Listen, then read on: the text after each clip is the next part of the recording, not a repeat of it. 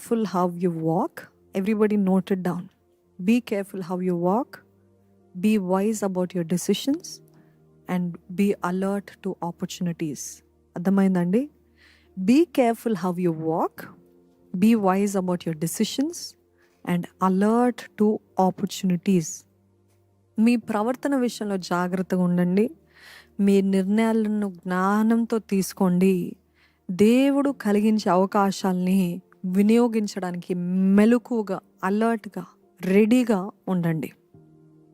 ఈరోజు మనం అందరము అవకాశాల మధ్యలో నివసిస్తున్నాం. అవకాశాల మధ్యలో మనము జీవిస్తున్నాం. నాకేం అవకాశాలు ఉంది? నాది 9 to 5 జాబ్.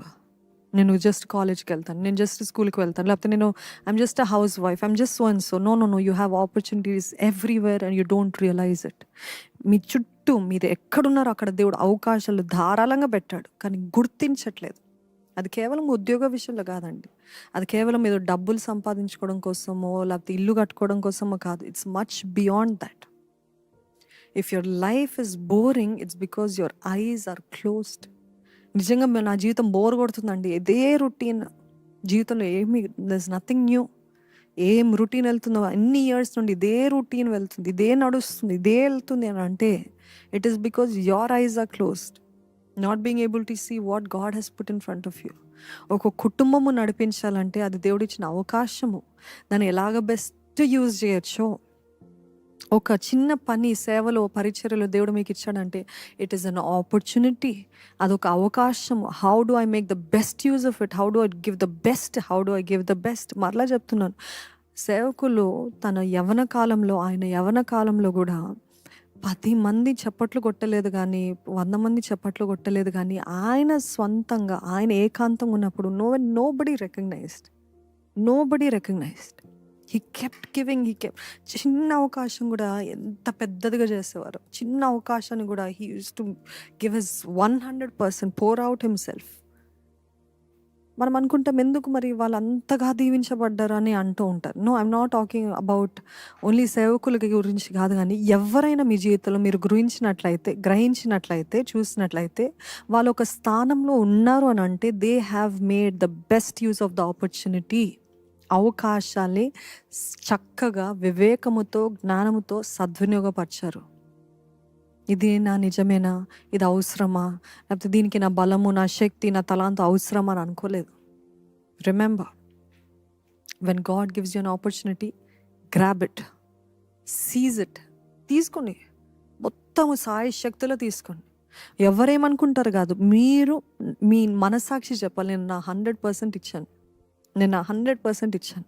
నేను ఏది బిగపట్టలేదు, నేను నా సాయి శక్తిలో ప్రయత్నించాను. అదే చెప్తాను, చాలామంది ఎగ్జామ్స్ రాస్తున్న వారికి కూడా, ఇదిగోండి మళ్ళీ నీట్ ఎగ్జామ్స్ రాస్తున్నారు అన్నారు, మళ్ళీ ఇంకెన్నెన్నో ఎగ్జామ్స్ రాస్తున్నారు అంటున్నారు, సివిల్ ఎగ్జామ్స్ రాస్తున్నారు అంటున్నారు.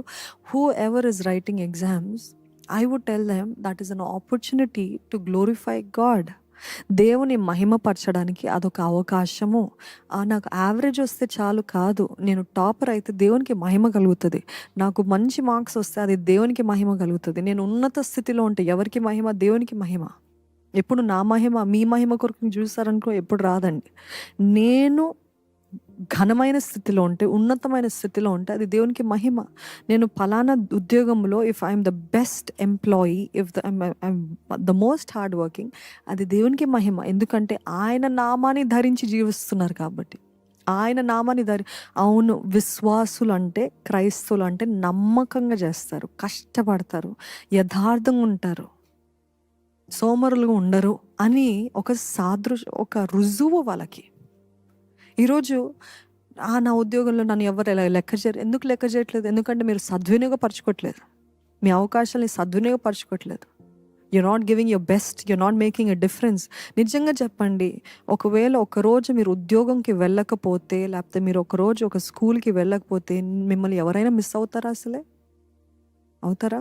That means if nobody is missing you అంటే you not making any difference, you not sowing into their life, you not investing into their life.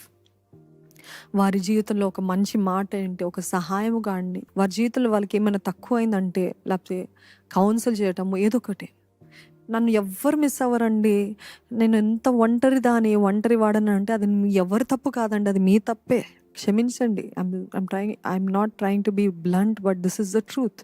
It is not anybody's fault if nobody misses you because you haven't given your best.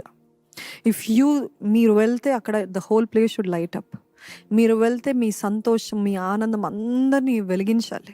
మీరు వెళ్తే పలానా వారు వస్తే నాకు ఎంత మనసు అంత హాయిగా ఉంటుందో, పలానా వారు వస్తే వారు మంచి మాటలు చెప్తే నాకు నెమ్మది కలుగుతుంది.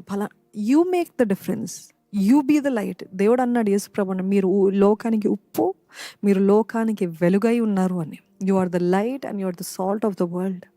లోకమంతా చీకటి ఉండొచ్చు, లోకమంతా డల్గా ఉండొచ్చు, లోకమంతా ఆవేదనతో ఉండొచ్చు, కానీ మీరు వెళ్ళగానే మీరు లేని లోటు ప్రతి ఒక్కరు అనుభవించాలి.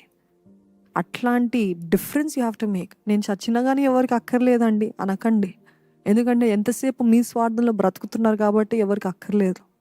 ఒకవేళ మీరు if you sow into people's lives, obviously everybody మొదటి రోజు రికగ్నైజ్ చేయరు, 2 రోజులు అవునండి వారు they're just using me, let them use. You put boundaries, you put fences, whatever is there పెడతారు. మీ పర్సనల్ స్పేస్లో ఇన్వేడ్ అవ్వడానికి ఎవరికి అధికారం లేదు, మీ పర్సనల్ ప్రేయర్ లైఫ్లో ఇన్వేడ్ అవ్వడానికి అధికారం లేదు. కానీ మీరు పలానా వారి జీవితంలో మంచి మాటలు, దేవుని మాటలు, లేకపోతే మంచి క్రియలు ఇన్వెస్ట్ చేసినట్లయితే తప్పకుండా మీరు ఒంటరివారుగా ఉండరు. నేను ఎంత చేసినా గుర్తించరంటే అది మీ ప్రాబ్లం కాదు, అది మీ ఫాల్ట్ కాదు. కానీ మీరు అవకాశాలు దేవుడు మీకు ఇచ్చినప్పుడు సరిగ్గా జ్ఞానముతో, వివేకంతో సద్వినియోగపరచుకోండి అని దేవుడు చెప్తున్నాడు.